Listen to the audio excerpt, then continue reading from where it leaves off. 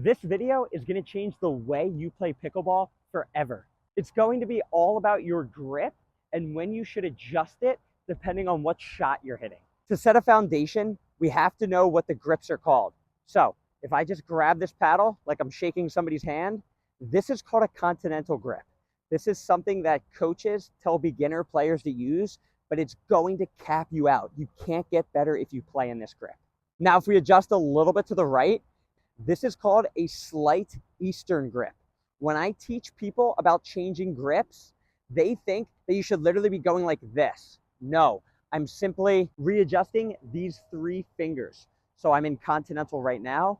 If I want to be in a slight Eastern grip, bam, these bottom three were adjusted, and that's all it is. It's something very subtle. So Continental, Eastern, Continental, Eastern. I hit the majority of my shots in this slight Eastern grip because it allows you to generate more topspin and be more deadly when you hit the ball.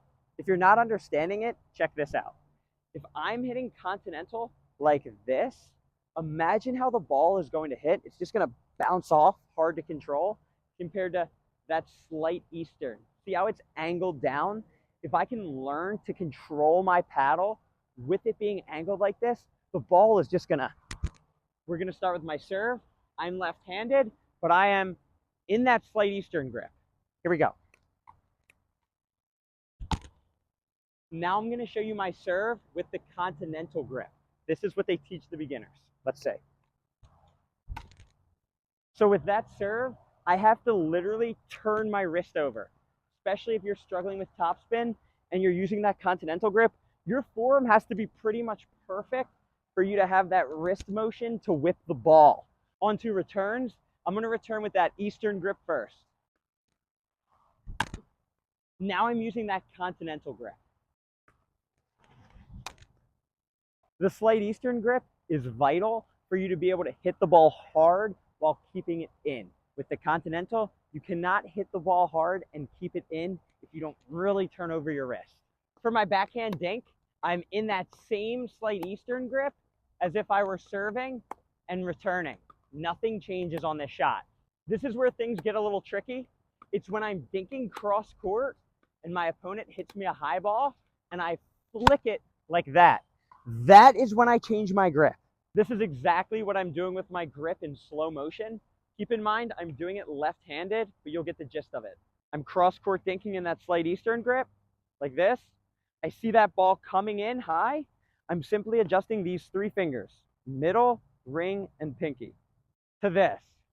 That's all it is. See that slight adjustment? It might seem or feel a little uncomfortable or awkward to do that. However, when I pair that grip change mixed with me dropping my paddle down, gravity is going to help me make it feel more comfortable in my hand. Here it is in slow motion. I'm dinking, a ball comes that I see I'm going to flick,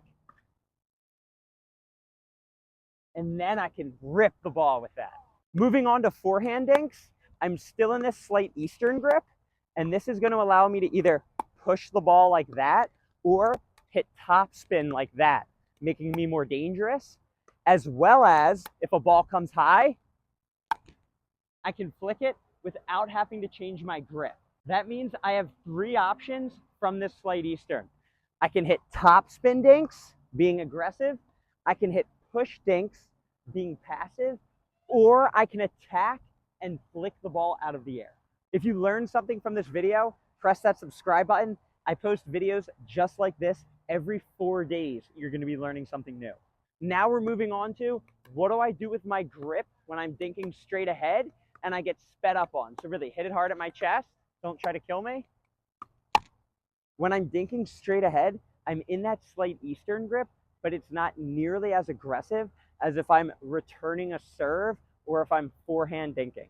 This is what it's going to look like. I'm going to do it right-handed so you can see. Let's pretend I'm hitting a forehand dink, so my grip is pretty extreme, like this. My paddle face is really closed. However, when the ball comes straight ahead of me, it's just going to be a little less. I did that by simply adjusting these three fingers, just like before.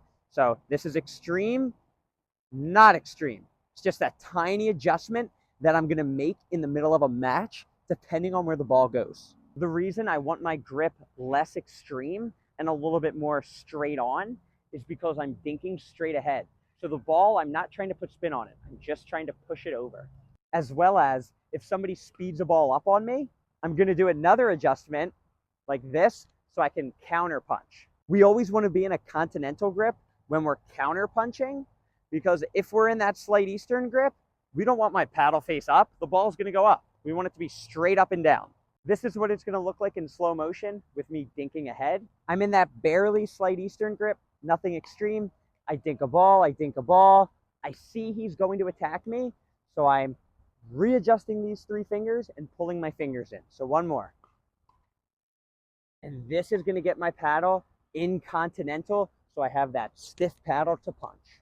I know you're thinking this is too complicated, but just toy around with your paddle at your house by adjusting these 3 fingers, and you're never going to look back. I'm going to cross-court dink, then flick one out of the air. I want you to pay attention to these 3 fingers when I go to flick that ball. When I think I hit a good shot to him, I'm going to readjust my grip in preparation of a high ball coming. So that's a good dink. Got my grip. Nope. So now I recover. That's a good dink. Got my grip. Nope. So I recover. He hit a good shot. Good. This is what it looks like, and this is my thought process. So I'm cross-court dinking. I hit a really good dink that I think he might pop up. So instead of me waiting in this wrong grip, I'm going to adjust to that backhand flick, and then he hits it low back, and then I recover and change back to my other grip. Okay, I'm back to dinking. I hit a good dink. I think he's going to hit it high. I'm in that grip. Oh, it's high. Flick it. If it's not high, I just keep recovering and changing till I get that grip so I can flick that ball.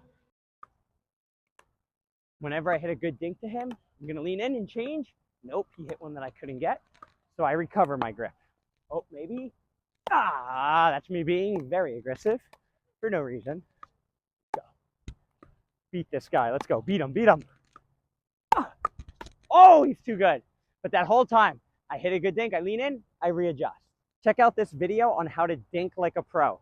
I take you through beginner, intermediate, advanced, and even professional level dinking so you can see where you're at.